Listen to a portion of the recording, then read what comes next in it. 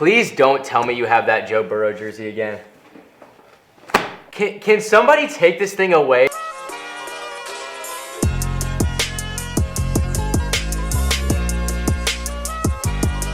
Welcome back to the Joe Burrow Fan Club. It's your hosts, Evan and Aiden. On this week's sports show, we recap the divisional round matchups in the NFL, take a peek at college basketball just to catch up on some big headlines, and of course, break down your beloved Westfield sports. The girls team went 1-1 this week, gaining a win over Hamilton Heights and losing a close one to Brownsburg. Let's get the loss out of the way first. With 41-38 being the score, the first obvious cause for the loss was the offense. It just wasn't there the entire game. The second problem was our paint defense. Avery Gordon, number 55 on Brownsburg, is 6'6", and was a real problem in the paint. Her 24-point performance boosted the Bulldogs past us. However, the win versus Hamilton Heights saw an 18-point Ellie Kelleher performance. She had over half our points and is a real bright spot on our team. After a weak first half performance, we picked up the offense and outscored Heights 23-17 in the second half, winning 35-28. That's a football score. We had this talk already, Aiden. That was a basketball game. Do I need to refer you to a couple episodes ago? If I didn't know any better, I would have thought that was a football score. No, it doesn't make sense. I literally just said the girls wrap up their regular season with a Tuesday game versus Ben Davis, who is dominant on the guy side, but not so dominant on the girl side. So it'll be interesting to see the result in that one. Let's just move on. Can we move on? I'd love to move on. On the guy side, we went, guess what? 1-1. That's a baseball score. I'm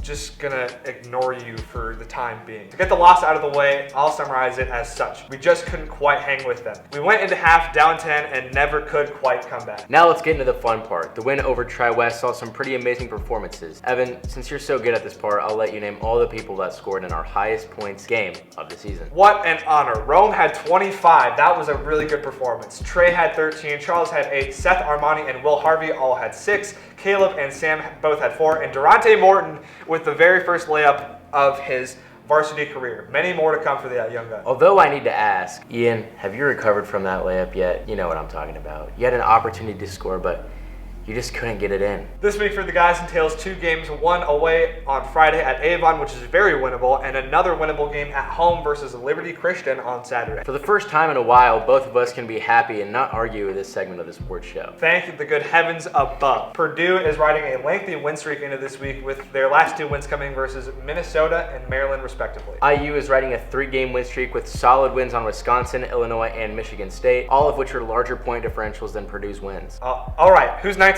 Just tell me. Purdue's 19-1? Okay. Well, 3 and 5 point wins don't really say a lot. You know, 19 wins going into the last full month of the season says a lot to some pretty important people. Speaking of important people, we're less than 50 days away from Selection Sunday, and it seems like only 2 teams in Indiana are bound to make the tournament, those being Purdue and IU. Notre Dame and Butler suck too bad to make the tournament, and with Ball State's recent collapse, they're likely to miss out on the tournament this year. As of recording, Purdue isn't number 1 yet, but I'd like to personally thank Houston for handing us that spot back to us. All right, did anyone doubt Jalen Hurts and the Eagles? More like did anyone doubt Joe Burrow and the Bengals? I want this season to end so badly. Joe Burrow had a flawless game, throwing for 240-something yards and 2 touchdowns, and the Bengals are headed back to the ship, boys. Let's go. How did you even put that on? Magic. To calmly analyze the game, the Bills' offense fell flat in the divisional game versus the Bengals, and thanks to the clinic that Joe Burrow gave, the Bengals propelled into their 2nd straight AFC championship. 2nd straight also versus the Chiefs. Patrick Mahomes, despite being injured, put the team on his back and rolled over the Red Hot Jags 27-17, earning their 5th straight AFC championship game performance. The Eagles took care of business at home, but are we really shocked? If you watched any of the first half, the Giants stood no chance versus the Super Bowl-ready Eagles. Jalen Hurts is just simply him. You know who else is him? Brock Purdy. Brother is on fire. He, with the help of the defense and Christian McCaffrey, led the 49ers back to the NFC Championship for the first time since 2021. Looking back on last week, Evan, you went 4 for 4. How does it feel? You know, it feels really great.